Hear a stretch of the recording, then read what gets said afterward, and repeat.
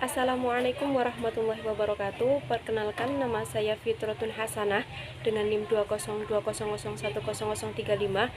Kali ini saya akan membuat video guna memenuhi tugas ujian akhir semester dari Bapak Nur Haris selaku dosen pengampu mata kuliah Strategi dan Metodologi Pendidikan Agama Islam.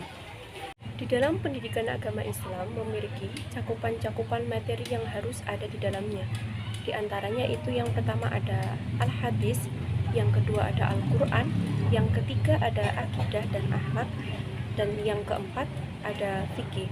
Nah, saat ini saya akan menjelaskan masing-masing dari materi tadi, mulai dari pembelajaran Al-Quran, Hadis, Akidah dan Akhlak, serta Fikih. Baik, yang pertama yaitu kita akan mulai mengenai pembelajaran Al-Quran. Di sini saya akan menjelaskan mulai dari pengertian pembelajaran Al-Quran itu sendiri, kemudian metode yang dapat digunakan, kemudian juga tujuan dari pembelajaran Al-Quran.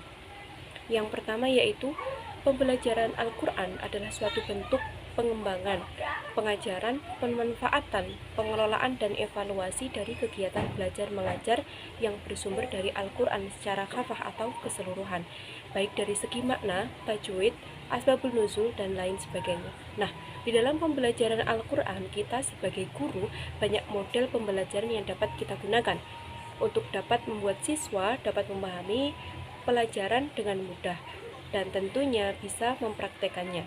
Yang pertama yaitu pengajaran membaca yang dimulai dari pengenalan huruf hijaiyah terlebih dahulu.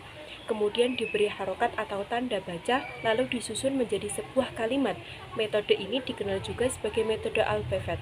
Contoh dari metode ini adalah metode kedua yaitu pengajaran membaca yang dimulai dengan bunyi huruf, bukan nama-nama huruf. Contohnya bata dan seterusnya. Contoh dari metode ini adalah metode qira. Yang ketiga yaitu musyafahah atau meniru. Metode ini merupakan perkembangan dari metode bunyi, yaitu peserta didik menirukan bacaan dari seorang guru sampai hafal. Contoh metode ini yaitu metode tilawah.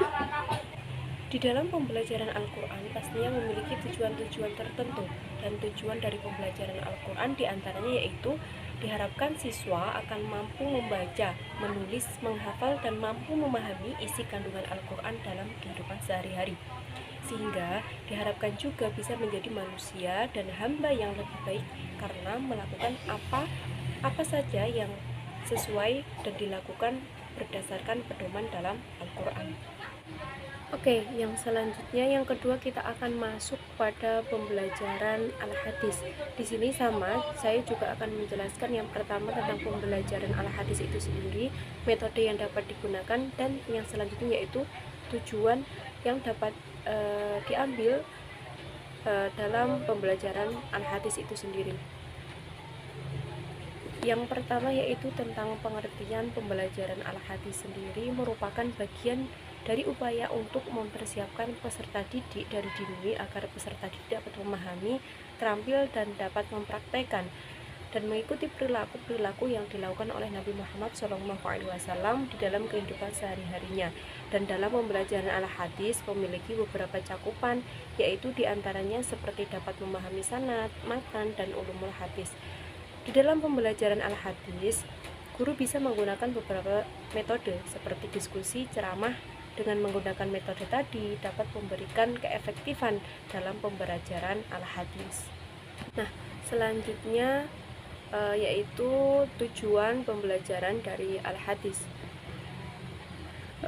Pastinya dalam pembelajaran itu memiliki tujuan tertentu di dalamnya, dan tujuan dari pembelajaran Al-Hadis itu sendiri diharapkan siswa akan yang pertama memahami apa saja yang berkaitan tentang hadis, mulai dari sanad, matan, dan lain sebagainya. Yang kedua, siswa juga dapat mengamalkan isi kandungan hadis dalam kehidupan sehari-hari. Dan yang paling penting puncaknya jika siswa dapat melakukan pengamalan hadis yang sudah dipelajari dan dilakukan di dalam kehidupan sehari-hari. Dan yang lebih istimewanya lagi apabila siswa dapat mengistiqomahkan dan saat dia melakukannya sudah terbiasa dan merasa susah apabila dia meninggalkannya. Jadi menjadi seperti kewajiban seperti itu. Setelah tadi kita mempelajari tentang pembelajaran Al-Quran dan pembelajaran Al-Hadis, selanjutnya kita akan masuk dalam pembelajaran akidah dan akhlak. Masih sama seperti tadi, nantinya saya akan menjelaskan tentang pengertian dari pembelajaran Al-Quran dan pembelajaran dari akidah dan akhlak, kemudian metode-metode yang dapat digunakan untuk bagaimana mengajarkan pembelajaran akidah dan akhlak tersebut. Selanjutnya juga tentang tujuan dari pembelajaran akidah dan akhlak. Yang pertama kita akan menjelaskan tentang pengertian pembelajaran akidah akhlak adalah upaya sadar dan terencana dalam menyiapkan peserta didik untuk mengenal, memahami, menghayati dan mengimani Allah Subhanahu wa taala dan merealisasikannya dalam perilaku akhlak mulia dalam kehidupan sehari-hari, mulai dari kegiatan bimbingan, pengajaran, latihan, penggunaan pengalaman, keteladanan dan pembiasaan dalam kehidupan masyarakat yang majemuk dalam bidang keagamaan. Pembelajaran itu juga diarahkan pada peneguhan akidah di suatu sisi dan peningkatan toleransi serta saling menghormati dengan menganut agama lain dalam rangka mewujudkan kesatuan dan persatuan bangsa.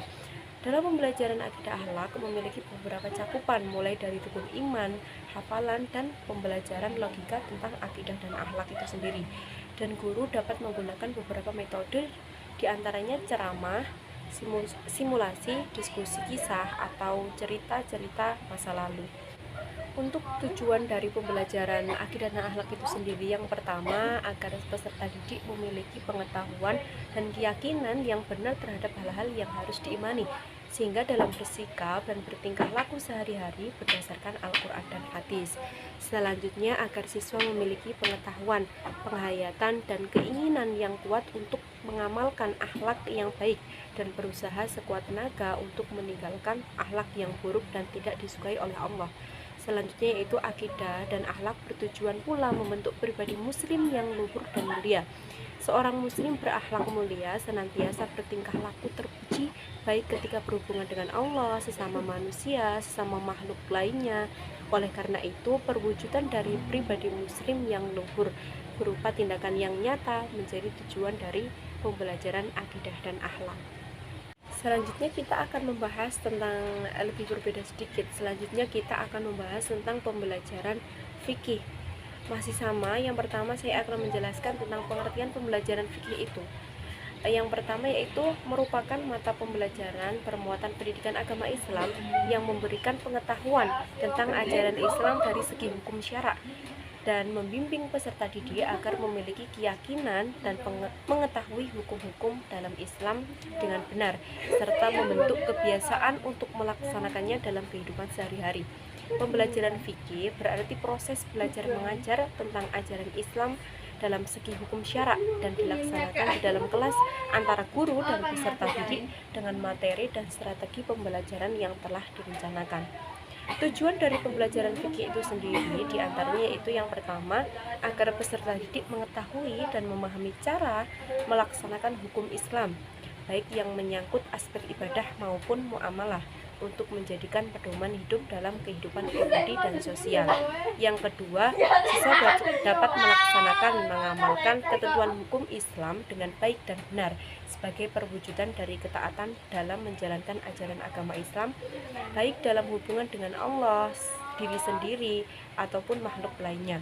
Hubungan dengan lingkungan dan di dalam pembelajaran fikih memiliki beberapa cakupan, di antaranya yaitu fikih ibadah yang di dalamnya mempelajari tentang rukun Islam, meliputi puasa, sholat, zakat, haji, dan juga tentang toharoh. Selain itu juga mempelajari tentang fikih muamalah yang mempelajari tentang ketentuan makan yang halal dan haram, khitan, kurban, tata cara jual beli, dan juga hukum minjam meminjam. Di sini nantinya diterangkan apa saja yang termasuk halal atau haram yang selain dua tadi. Selanjutnya juga membahas tentang fikih siasah jinayah, pembelajaran tentang hukum pidana Islam yang memiliki ruang lingkup tindak pidana, kisos, dan hudud. Baik, itu tadi beberapa yang dapat saya sampaikan, mulai dari pembelajaran Al-Quran, pembelajaran Al-Hadis, pembelajaran akidah dan akhlak, serta pembelajaran fikih. Tadi saya sudah membahas tentang pengertian, metode yang dapat digunakan, dan tujuan dari masing-masing pembelajarannya. Itu saja yang dapat saya sampaikan, kurang lebihnya saya memohon maaf. Saya Fitratul Hasanah mengundur diri.